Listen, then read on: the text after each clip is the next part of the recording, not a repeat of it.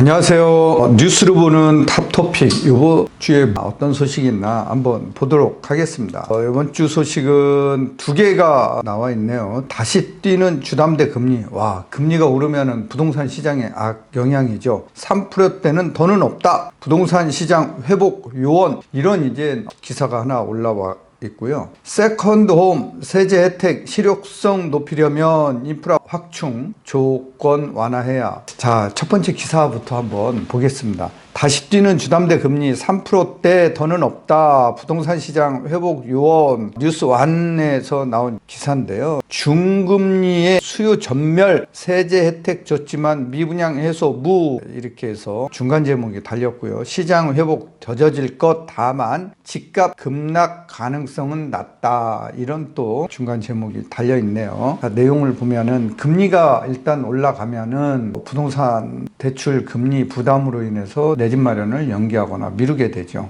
그런 얘기입니다. 그래서 금리가 지금 좀 올라가는데 이게 어떻게 되느냐, 부동산 시장하고 어떻게 되느냐, 그거를 아주 자세하게 신문에서 지금 쓰고 있습니다. 주택담보대출 금리가 다시 불안 조짐을 보인다. 미국 국채금리가 상승한 데다가 기준금리 인하가 미뤄지면서 은행채 금리가 상승하고 있어서다. 은행채 금리가 상승하면은 조달자금 비용이 올라가니까 대출 금리도 이제 올라간다라는 그런 논리입니다. 주담대는 부동산 시장과 직결된 요인인 만큼 적잖은 영향을 미칠 것으로 보인다. 미치지요. 24일 금융투자협회에 따르면 은행채 5년물 금리는 지난 19일 기준 3.908%로 이달 초 3.737%와 비교해 0.171%포인트 올랐다. 금리가 올랐죠. 이렇게 오르면은 주담대 금리도 올라간다는 그런 얘기입니다. 이란, 이스라엘 간 불안과 미국 국채금리 상승 등 여러 요인이 겹친 영향이다. 이렇게 신문에서는 해석하고 있고요. 실제로 5대 시중은행 KB, 신한, 하나우리, NH농협의 고정형 주담대 금리는 3.22에서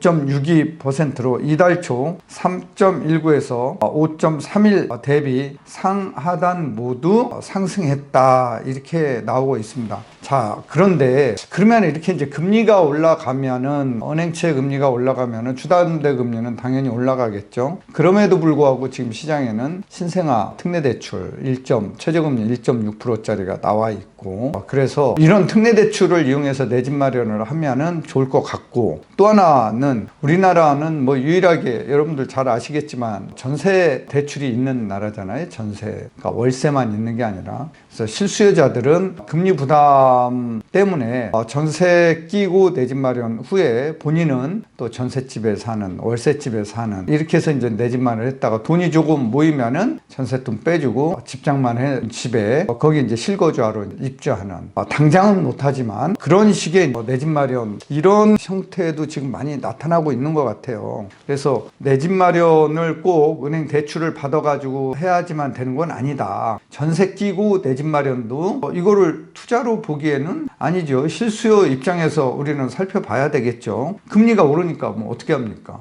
네, 그래서 전세 끼고 내 집 마련했다가 뭐 한 2, 3년 열심히 허리띠 졸라 매 가면서 종잣돈을 모아서 전세돈 빼주고 본인은 이제 본인이 장만해둔 그 집으로 다시 들어가는 거죠. 그래서 주담대 금리가 다시 오르게 되면 부동산 시장 회복도 상당 기간 미뤄질 전망이다. 현재 부동산 경기 침체를 극복하기 위해선 시장의 회복이 절실하다. 예컨대 세제 혜택 등 미분양 대책을 내놓더라도 수요가 붙질 않으면 효과가 반감되기 때문이다.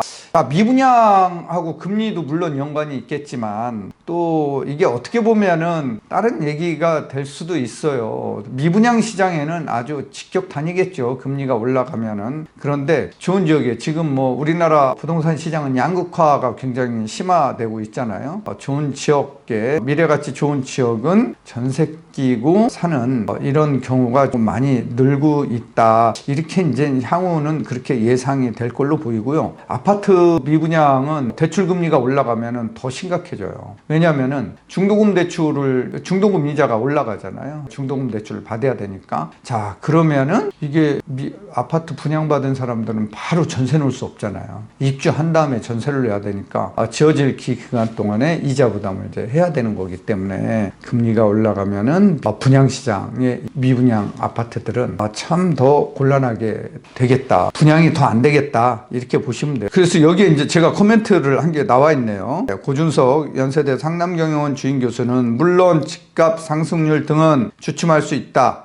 면서도 다만 금리가 오른다고 수요가 완전히 빠져나가지는 않는다. 집을 매수한 뒤 전세를 주고 본인이 저렴한 지역으로 이동하는 환경이 조성될 것으로 보인다. 집값이 급락할 가능성은 작다라고 설명했다라는 게 제 코멘트가 나와 있습니다. 그래서 큰 걱정은 안 해도 될 것 같습니다. 금리가 금리도 변동성이 가장 큰 거기 때문에 올랐다 내렸다 하는 거죠. 자, 그러면은 크게 집값이 떨어질 염려는 없다. 저는 그렇게 예상을 하고요. 다음 주제로 넘어가 보겠습니다. 두 번째 주제는 세컨드 홈 세제 혜택 실효성 높이려면 인프라 확충 조건 완화해야. 자, 이런 제목인 기사인데요. 부산, 대구 등 제외 투기 방지 장치 마련해 도입 고려해야. 1주택자 한정 아쉬워. 그렇죠. 네, 정책 목표와 충돌. 강원 충청권 혜택 전망 대상지 양극화 우려. 이런 이제 중간 제목들이 있는데, 자, 이게 무슨 내용인지 한번 기사 내용을 좀 한번 살펴보겠습니다. 기획재정부 등에 따르면 정부가 인구 감소 지역 부활 3종 세트 중 하나로 이른바 세컨드홈 정책을 제시했다. 서울에 집이 있고 지방에 집을 사면은 세제 혜택이나 이런 걸 주겠다라는 거예요. 수도권 등에 거주하는 1주택자가, 수도권 지역은 서울, 경기, 인천을 얘기하는 겁니다. 인구 감소 지역 내 공시 4억 원 이하 공시가입니다. 주택을 구입해도 1세대 1주택자로 인정해 취득세와 종합부동산세 등의 세제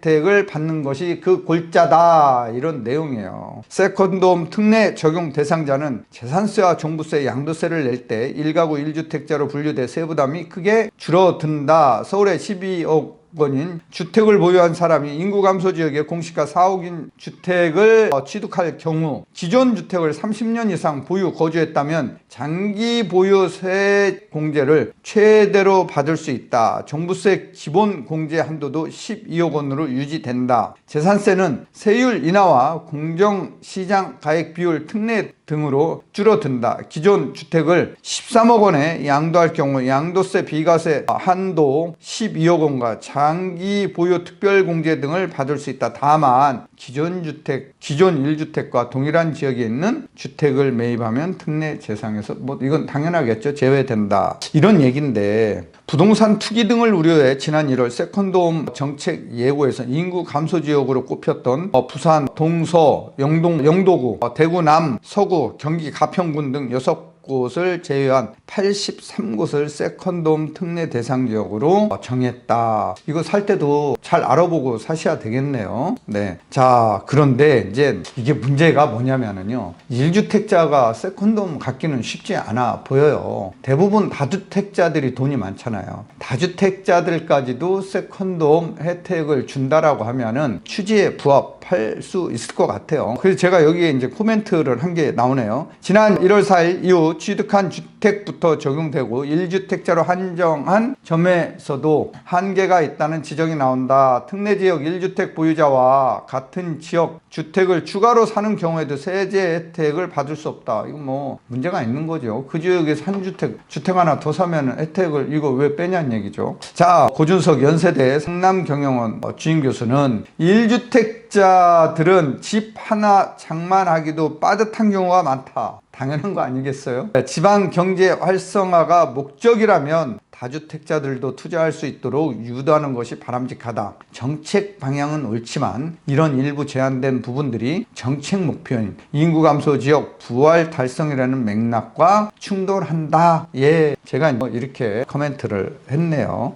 또한 부산, 대구 등이 제외되면서 강원, 충청권이 혜택 볼 거라고 전망된다. 고 교수는 강원도 특히 해안 쪽으로 수요가 발생할 것 같다며 인구 감소 지역들 사이에서도 이 양극화가 발생할 가능성이 크다라고 했다. 자, 오늘 여기까지 하겠습니다. 그래서 이 두 내용은 우리가 좀 알아두면은 좋은 내용인 것 같습니다. 영상 잘 보셨습니까? 제1기 고부자 경매스쿨 이제 개강이 다음 주 토요일로 다가왔습니다. 자, 커리큘럼 잘 보시고요. 신청하시면은 이렇게 이제 한번 들으시면은 1기 수강생들은 아마 정말 부담 없이 누구나 다 경매 시장에서 싸게 내 집 마련 또는 투자에 나설 수 있을 것으로 보입니다. 요즘 뭐 경매 물건이 본물 터지듯 많이 나와 있잖아요. 네. 그래서 이럴 때 인생 역전 기회로 삼을 거는 뭐가 있어요? 내가 내심으로 부동산을 싸게 사는 방법뿐이 없잖아요. 자, 오늘 내용이 좋았으면 구독, 좋아요, 알림 설정 꼭 해주세요. 감사합니다. 다음 주 영상에서 뵙겠습니다.